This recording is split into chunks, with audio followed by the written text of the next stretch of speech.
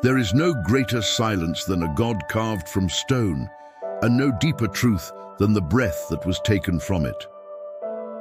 The great Sphinx of Giza, not merely a statue, but a sentinel, a riddle wrapped in desert breath. It sits not just in sand, but in timeless tension between knowing and forgetting.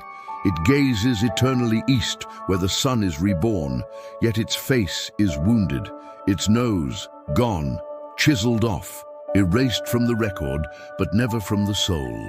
Textbooks whisper of Napoleon's cannons, others blame Sufi iconoclasts, but deeper currents murmur something else.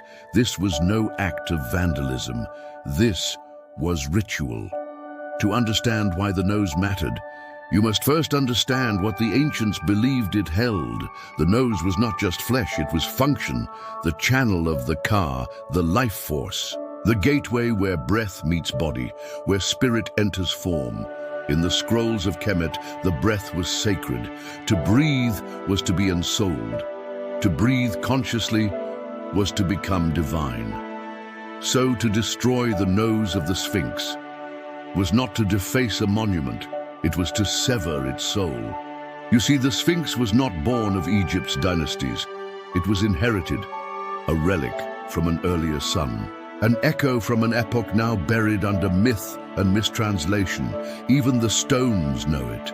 Erosion patterns suggest water, not wind, shaped its body, rain, not sand, which would place its origin not 4,000 years ago, but over 10,000 years in the past, when the constellation of Leo rose in perfect alignment with the gaze of the beast. And that is no coincidence. The Sphinx is Leo, the sun's royal guardian, the keeper of the Eastern Gate, the embodiment of cosmic sovereignty. Its gaze marked the dawn of the equinox. Its form, part man, part lion, spoke of the fusion between human intellect and solar will. But more than this, the Sphinx was a teacher. Its riddle was not words, but energy, not spoken, but transmitted. Initiates would sit before it in silence, their minds quiet, their breath aligned. And if they were ready, they would hear it, not with ears, but with the inner ear. The Sphinx whispered through frequency. It taught through geometry. Its silence was its power, until that silence was taken. By removing its nose, they removed its breath. And when you remove breath, you strip away the voice of the divine.